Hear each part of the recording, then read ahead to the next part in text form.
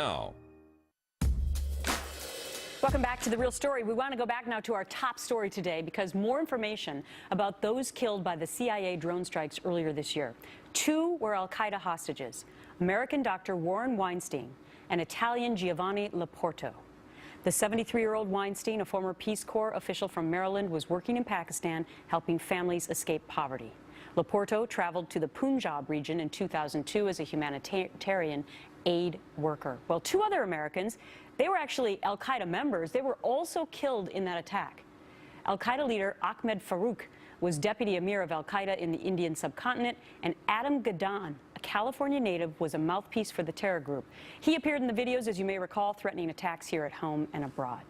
Well, joining me now is Gillian Turner, Fox News contributor and former White House National Security Council staff member under Presidents Bush and Obama. Great to have you back on The Real Story, Gillian. So we just watched a really interesting press conference with the president's spokesperson, Josh Earnest. We got a ton of questions about what possibly could have gone wrong here. It was interesting to me that President Obama came out and took full responsibility for this. What were your thoughts?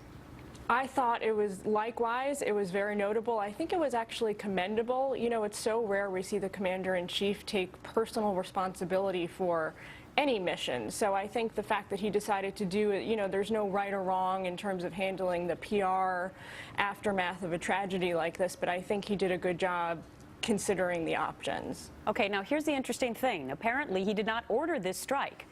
So he's taking personal responsibility, but this fell under the protocol of being able to do these drone strikes. But it is interesting to point out that apparently it was an al-Qaeda compound, and it wasn't necessarily a specific target. What does that mean?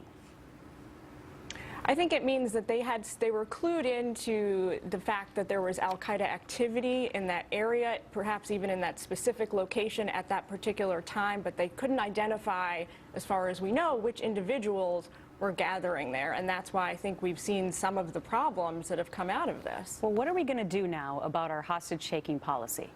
Because I know that Dr. Weinstein, the American hostage who was killed, that he had made a direct plea via video back in 2013, and yet the policy of the United States, supposedly, is that we don't negotiate with terrorists. What should happen? There's been a lot of controversy on this issue. The president's policy of absolute no negotiating with terrorist organizations is something that the defense community and the intelligence community have sort of hewn very closely to. But what we're seeing is that all of these the different tactics available have problems. You know, we saw just this past December, you know, the botched Special Forces operations missions to rescue an American from AQAP in Yemen, Luke Summers. That demonstrated how rescue operations can go wrong as well. So, you know, I think the administration is going to have to do a review of at the macro level of hostage policy and what are the options to respond. All right. Well, a sad day for both of those families today as we learn that the two Americans accidentally, one American, one Italian, accidentally killed in this drone strike. Gillian Turner, thanks for your time.